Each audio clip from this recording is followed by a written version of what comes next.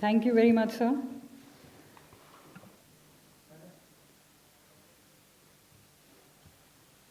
Given to us by this day in relation to Mahatma Gandhi,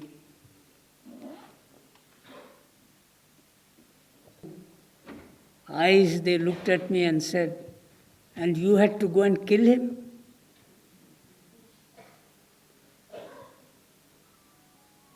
I have not yet recovered from that. None of us can. But this day,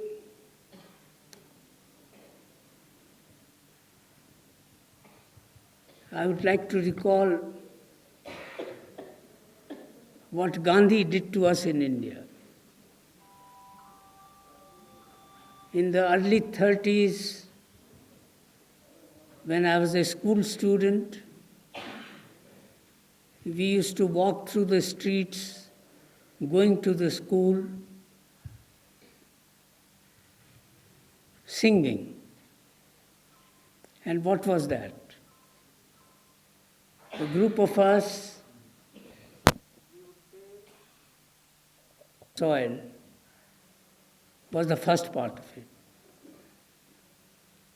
But Gandhiji kept on reminding us that sending the British is not a difficult task. They will go one day or the other. You decide in your mind that you are free. And we are bound to be free. It's only a matter of time. But he said, the harder task will be, what do we do with that freedom? So today when we remember him, especially on this day, our thoughts as my village Swaraj, make each village self-governing and self-contained as regards the essential needs of its inhabitants of the day. So the production of food must be the responsibility of every single self-governing village. Their first task will be that they produce the food. Told that 47% of our Indians in the government stocks, not in the stomachs of those children, in the government stocks. And there's a huge building called the Food Corporation of India. In my view, a system that admits of poverty and unemployment is not fit to survive even for a day. He underestimated our capacity. He said one day, nearly 22,000 days have passed, and in a manner of speaking, we have survived, but not on his terms. Professor Arjun Sen Gupta, our eminent economist and who was member secretary of the National Planning Commission, in his recent lecture which you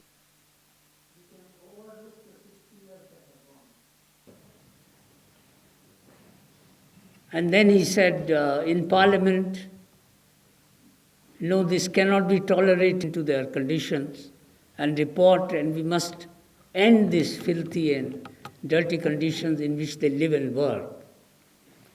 That committee reported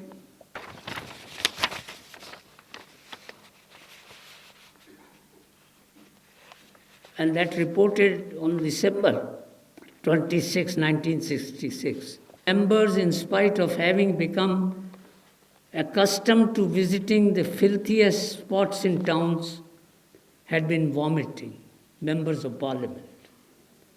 A few of the towns in the country were so filthy that they could as well be called big latrines.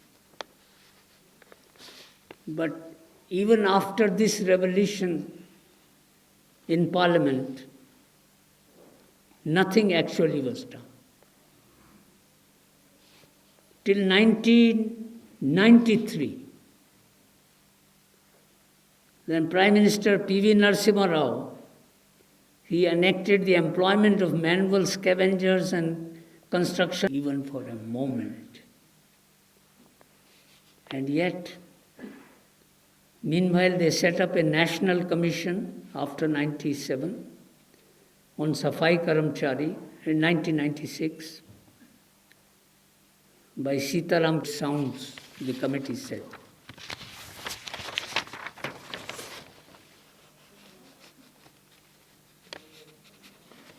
Filthy living conditions have not only a physical bearing, but also social, last 60 years.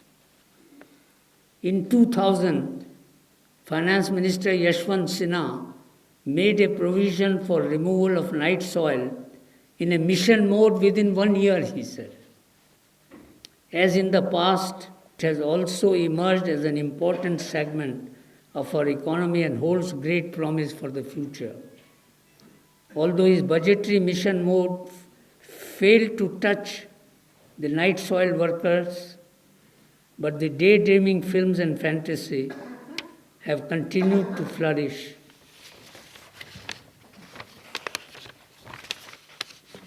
Let us return to the fate of the scavengers. On August 27, 2007, barely a few months ago, the Public Accounts Committee reported to the Lok Sabha on the progress of the National Scheme of Liberation and Rehabilitation of Scavengers, people who are engaged in manual scavenging. And just as I was taking down these notes, I got a report from a young woman who is working with manual scavengers in Madhya Pradesh, trying peace with ourselves. Bapu's soul is liberated from the physical world, but we of his children who are here, and that is why I said that's a great privilege. It's also a great burden today to be called upon to say anything in remembrance of him, because somewhere, morally at least, we are accountable to him. And I ask for his forgiveness. Thank you.